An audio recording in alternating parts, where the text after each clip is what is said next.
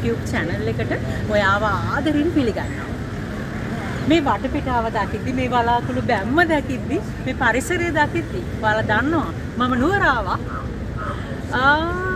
මහනුවර රාජධානියේ රජකම් කරපු හැම රජ කෙනෙක්ගේම ඒ වගේම මහනුවර රාජධානියේ හිටපු හැම සුවිශේෂී චරිතයක්ම ඉටි රූපයක් කරලා තියෙන ඉටි කෞතුකාගාරය බලන්න එහෙම නැත්නම් වැක්ස් මියුසියම් එක බලන්න නුවර ආවා.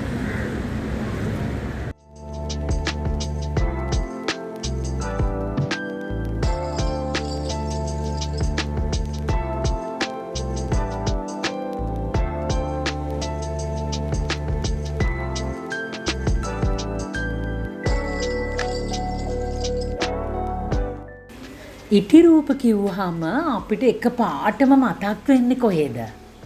එංගලන්තයේ ලන්ඩන් නුවර මැඩම් ටුසර්ට්ගේ ප්‍රධාන ඉටි රූප කෞතුකාගාරය. මුළු ලෝකයේම ඉන්න ගොඩාක් ප්‍රසිද්ධ චරිත ඉටි රූප වෙලා එතන ඉන්නවා. මේ ඉන්න විදිහටම කිසිම වෙනසක් නැතුව හරියට පණ තියනවා වගේ.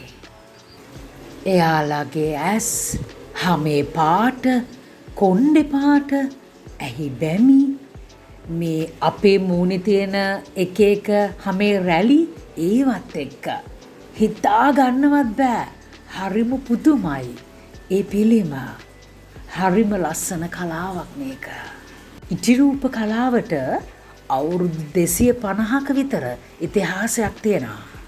ඔයා ආස නැද්ද? ඔයා ඉටි රූපයක් වෙලා ඉන්නවා දකින්න.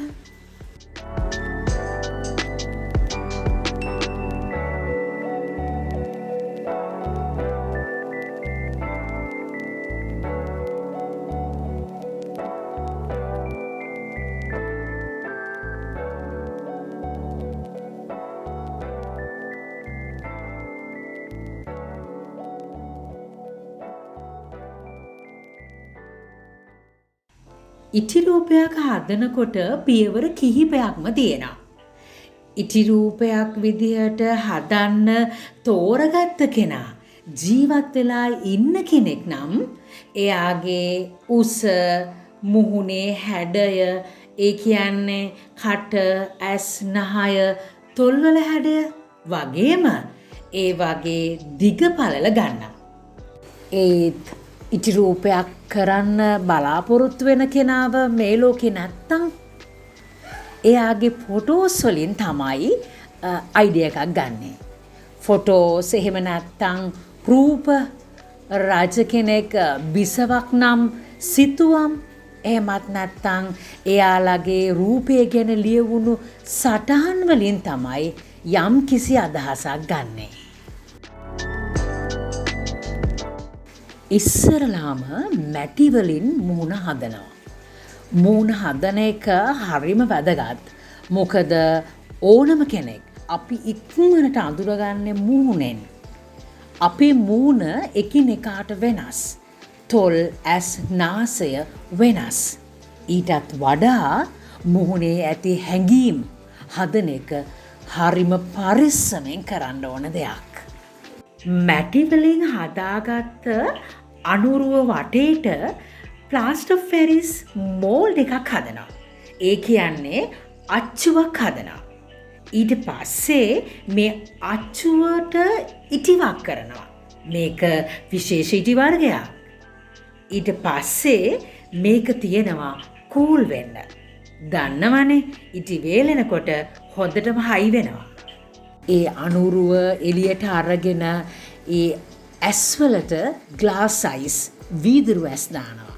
ඒ කියන්නේ අනුරුව අයිති ප්‍රසිද්ධ නළුවෙකුට නම් එයාගේ ඇස්වල පාට ඒ පාටවලට අදාළ වෙන විදියට වීදුරු ඇස්, එතකොට කොණ්ඩේ පාට, ඇහි බැමි, ඇස් පිහාටු ඒ විදිහටම අර අනුරුවට දානවා. හමේ පාට ගන්නේ පාට කරලා හෑන්ඩ් පේන්ටින්.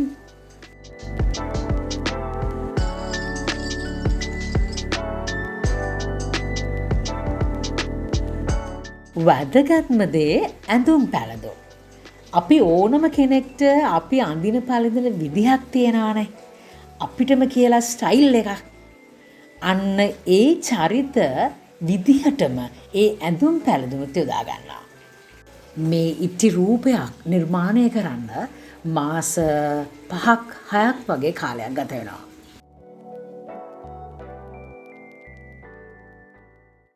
ඔයා දන්නවද ඇයි ඉටිම ගන්න මේ රූප හදන්න?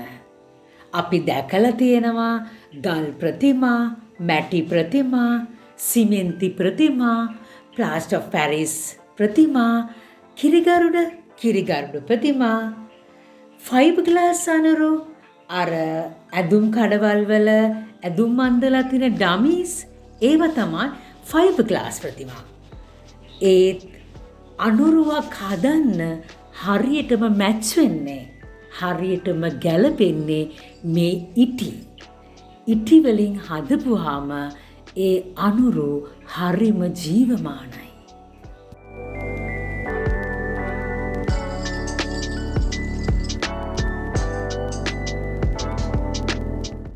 ඉටි රූපයක් සියසින් දකින්න අපිටත් වාසනාව තියෙනවා.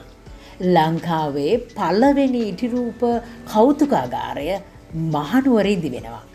ඒ මහනුවර දළදා මාලිගාවේ දියවන්න නිලමේ නිලංග දෑල බණ්ඩාර නිලමතුමාගේ සංකල්පනාවකට අනුව.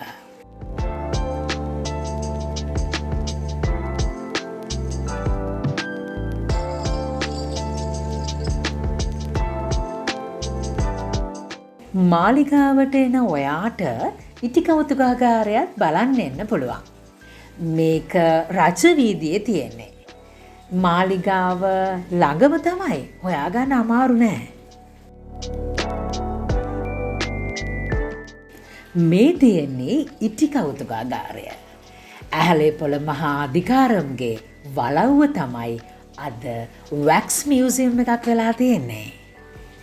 ඉටි කෞතුකාගාරය මහනුවර යුගයේ ගෘහ නිර්මාණ ශිල්පය, සිරිත් විරිත්, සංස්කෘතිය, ඇඳුම් පැළඳුම් සියල්ලම පිළිබිඹු වෙන ආකාරයට තමයි හදලා තියෙන්නේ.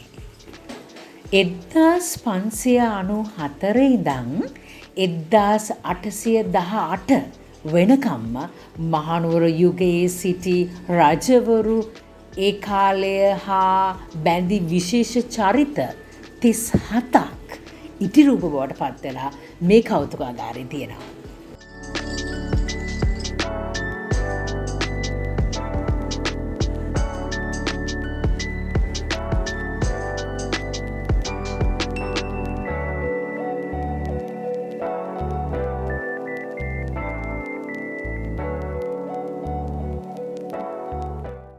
ඉටි කෞතුකාගාරය ඇතුළට යන්න අපි ටිකට් එකක් ගන්න ඕනේ. වැඩිහිටි කෙනෙකුට ටිකට් එක රුපියල් 400කුත්, පුංචි දරුවන්ගේ ටිකට් එක රුපියල් 200කුත් වෙනවා.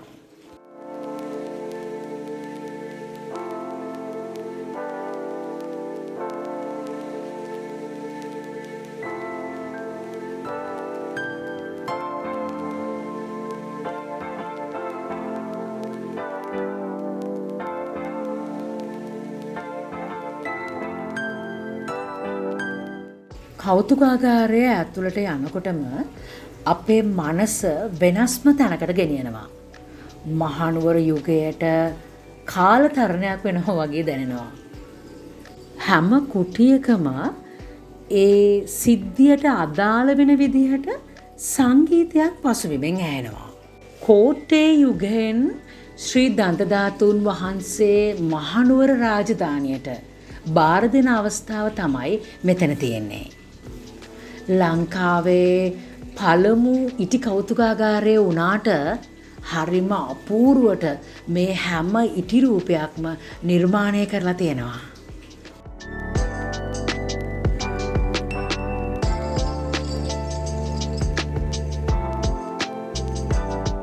මේ ඉන්නේ පළමු විමලධර්ම සූරිය රජතුමා.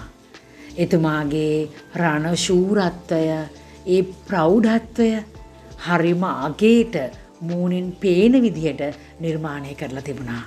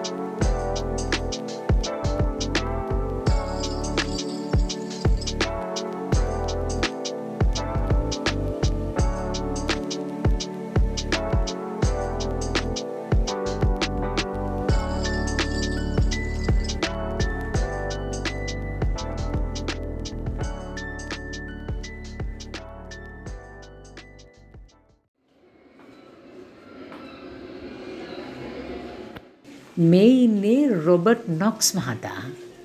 එදා හෙළදිව කියන ග්‍රන්ථය ලිවි මෙතුමා තමයි. මෙතෙන්ට ආවහම ඒ නැව අපිට මතක් කරලා දෙනවා. අර කවුළුව නැවක් ඇතුලේ ඉන්නවා කියලා හැඟීමක් මේ කුටියට ආවහම දැනෙනවා. මේ කුටියම අපූර්ව නිර්මාණයක්. රොබර්ට් නොක්ස් මහතා ඇත්තටම ඉන්නා වගේ පේනවා නේද?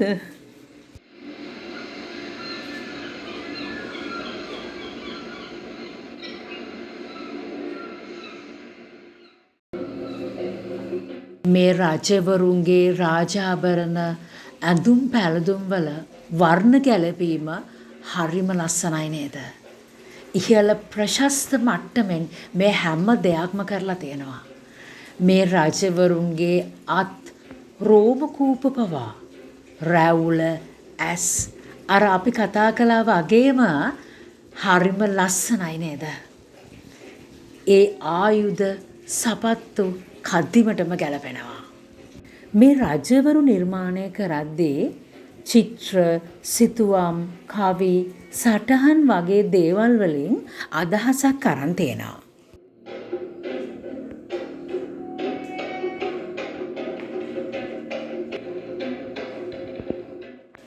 ඒ චරිත වලට ගැලපෙන විදිහට මුහුණ නිර්මාණය කරලා තියෙනවා.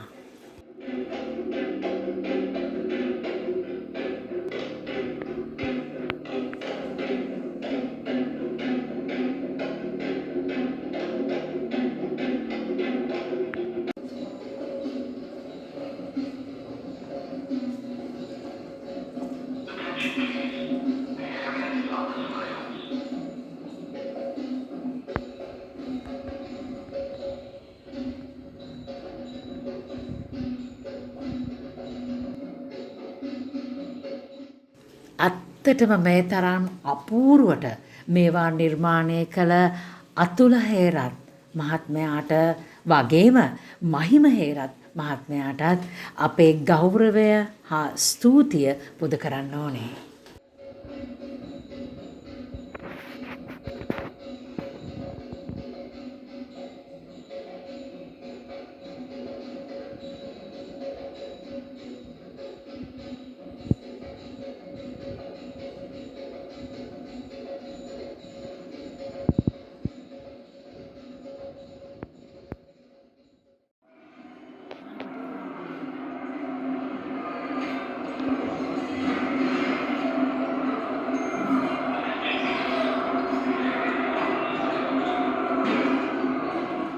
මේ එක එක චරිතවලට අදාළ සිද්ධි ඓතිහාසික කරුණු ගැන මං කතා නොකළේ වීඩියෝ එක දික් වෙන හින්දා.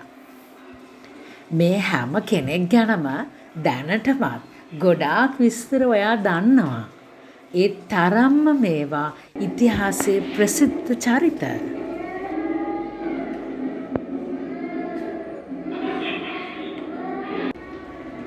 ඊට පස්සේ නුවර ආවම අමතක කරන්න එපා ඊට කෞතුකාගාරය බලන්න එන්න. ඉතින් වීඩියෝ එක පුරාම රැඳී හිටියට බොහොම ස්තුතියි. අමතක කරන්න එපා කමෙන්ට් එකක් දෙන්න. ඒ වගේම ලස්සන වීඩියෝ එකකින් ආයෙ මම දවසක හම්බෙමු.